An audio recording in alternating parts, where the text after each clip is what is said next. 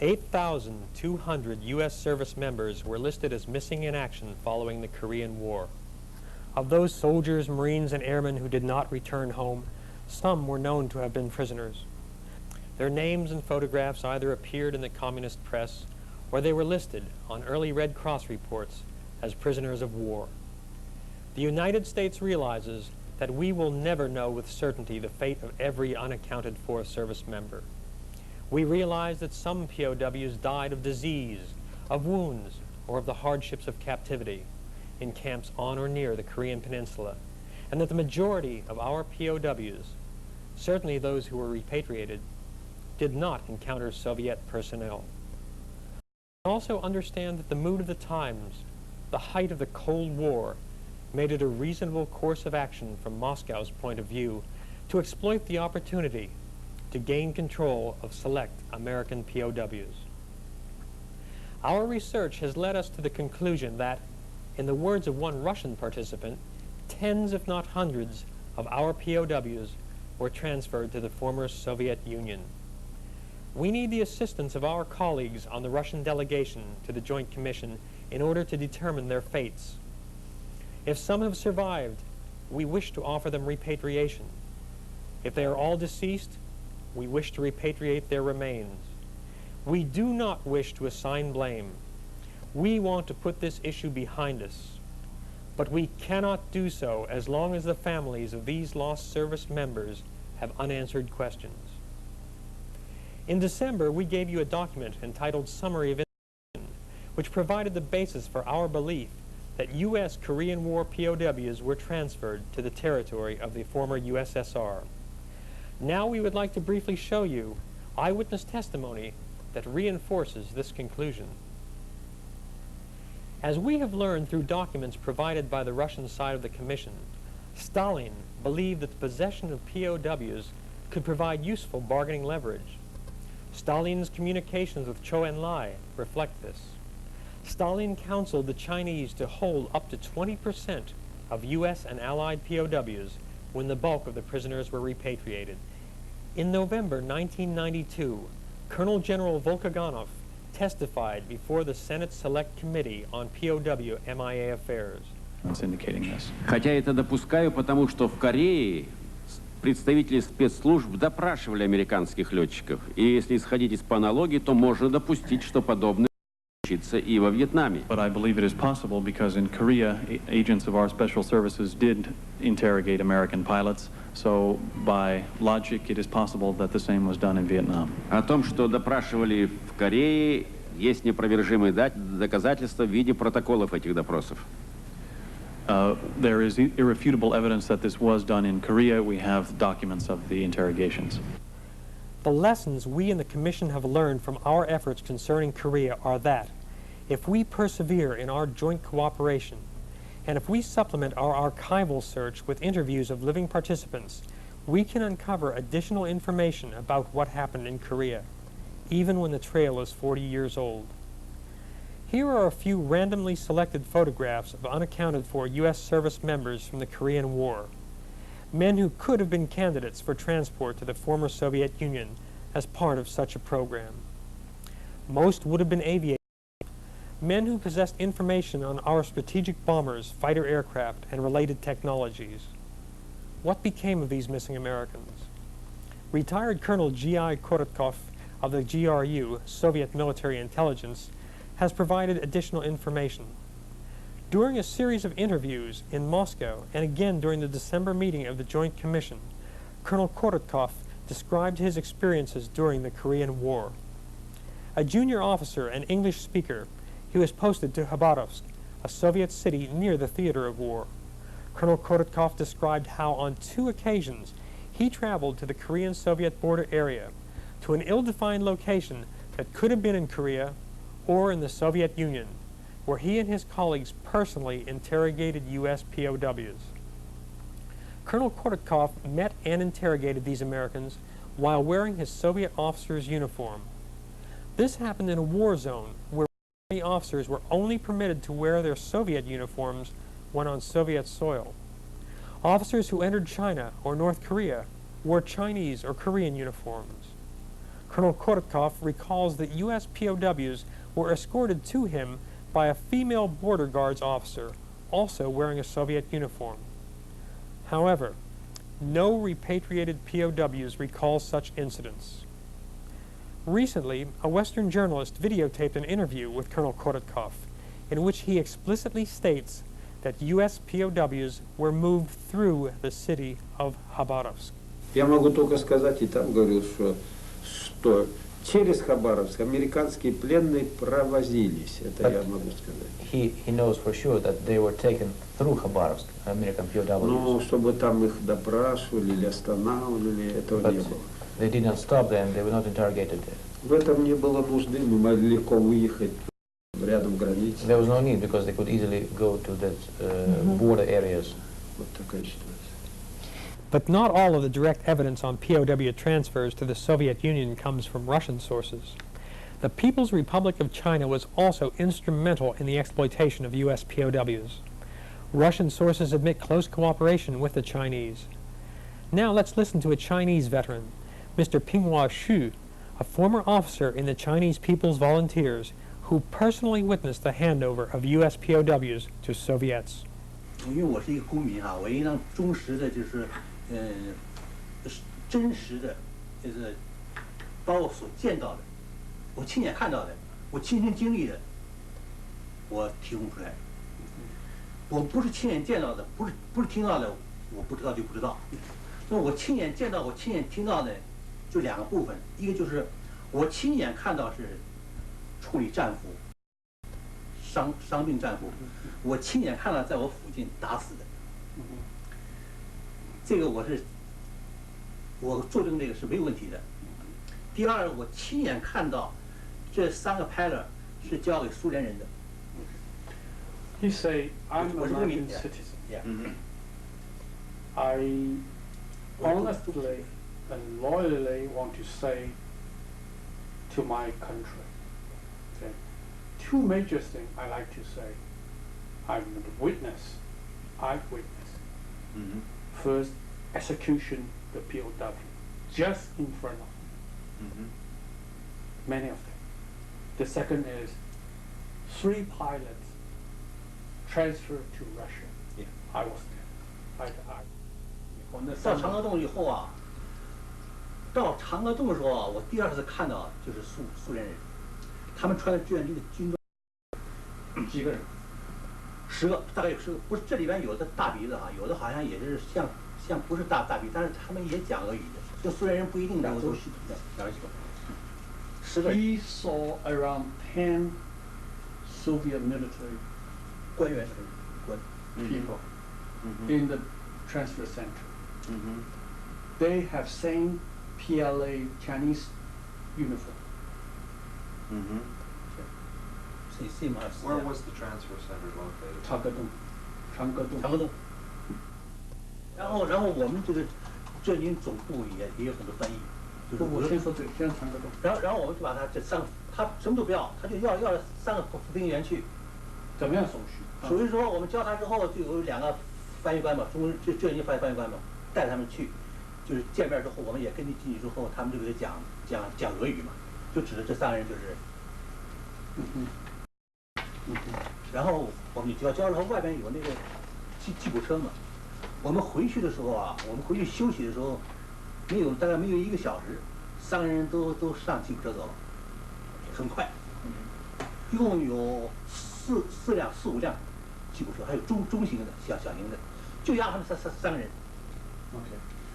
1个小时以后。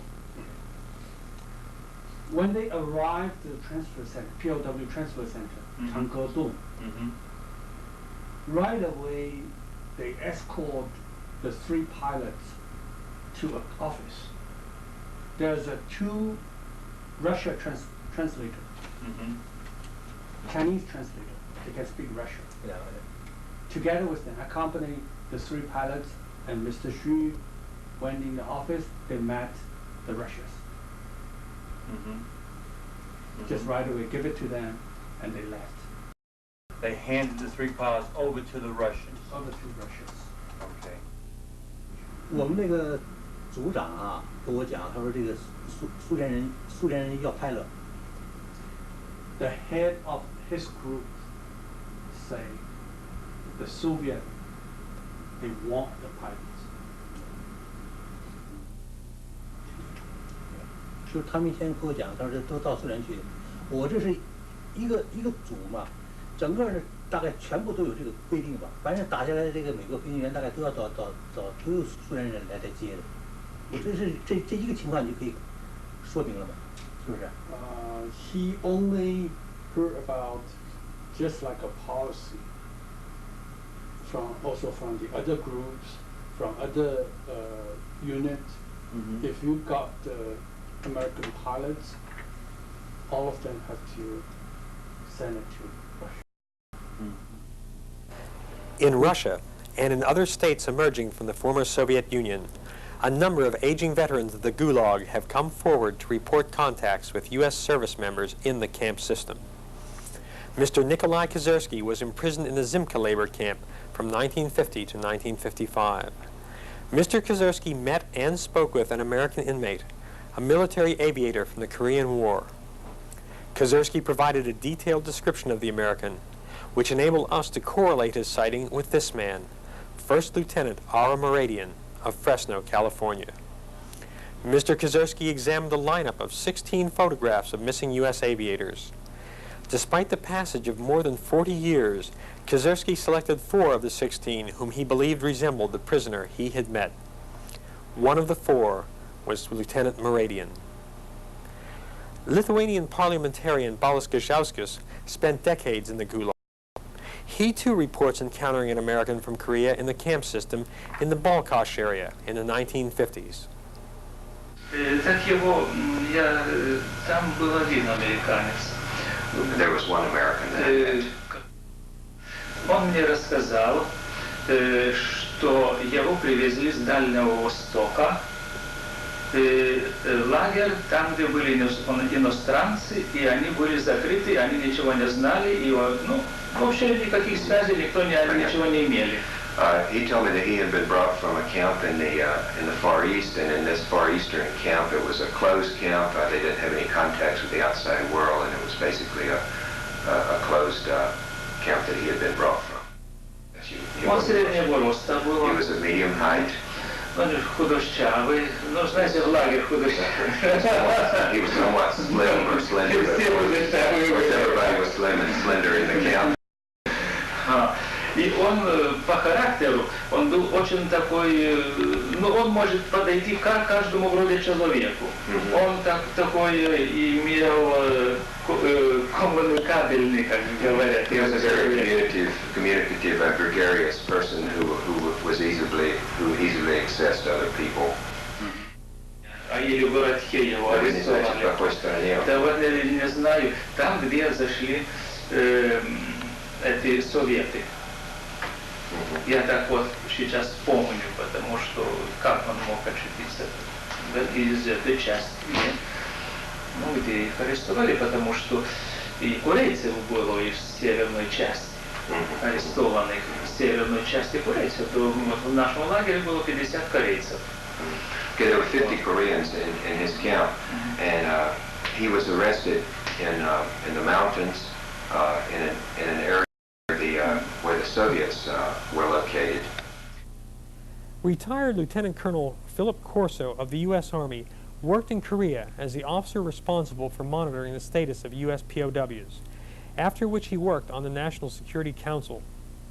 Lieutenant Colonel Corso developed intelligence information that proved to him that U.S. POWs were transferred to Soviet territory, which he, in turn, reported to President Eisenhower. I was chief of what we call the Special Projects Branch of the Far East Command G2 Intelligence Division. And that job entailed, in addition to many other duties like targeting and so forth, it entailed that I watch, that I keep track of all the prisoner of war camps, our prisoners, how they were being treated, and where they were, and who was in charge and how they were interrogated and so forth. That was actually my duty, and I was head of the division. in MacArthur's headquarters. I had definite information of train loads, 2 certain, possibly 3. Each train held 450 prisoners. These prisoners were taken from North Korea through Mukden, Manchuria, to Manchuli. Manchuli is on the border of Manchuria and Russia, where the gauge changes. That meant that the prisoners would be transferred from one train to the other over a landing. And that was the point where most of the prisoners were seen and recognized as Americans. And they were heading to the Soviet Union over the border in the Soviet train, which gauge was the Chinese train. And then I secured this information from, I'd say, hundreds of prisoner of war reports, Chinese and North Korean, who actually saw these prisoners being transported and talked to some of them. Also, we had guerrillas and agents in the area who saw these prisoners being transported. And later I talked to a few high-level Soviet defectors who confirmed it, that this transfer was going on. Only the Soviets had perfected the system and is very sophisticated in the way they operated. Also, we had information that once the information was taken from them and they were used, as the Soviets saw fit to use them, then they were eliminated and they would never come back, which actually happened. They never came back. So mostly, my information on numbers and transfer of prisoners was not from defectors. I didn't need that from defectors. We had that information. But the operation within the Soviet Union and the way they did, what they treated and what they did with these prisoners, that was where we were lacking in a lot of information. So that I tried to get, and I got it from defectors. The U.S. side of the Joint Commission realizes the problems faced by our Russian counterparts in researching this issue. Such a POW transfer operation clearly would have been very closely controlled and highly secret. We know that when many of our Russian counterparts say to us that no such transfer ever took place, they are being honest and sincere, since they personally have no knowledge of the transfers, and these records, if they have not been destroyed, remain a closely guarded secret. We further realize that those few who should have knowledge of the POW transfers to the former USSR may be able to speak out for a variety of reasons, not the least of which might be state security. Certainly we understand that these operations were never meant to see the light of day. But no one could foresee that our countries would develop the friendly relations we witness today. We respectfully request your cooperation as we move on with our attempts to identify those POWs who may have been transferred and to determine what became of them. It is our hope that this film will advance the work of the Commission by providing a better understanding of why our people believe that these prisoner transfers took place.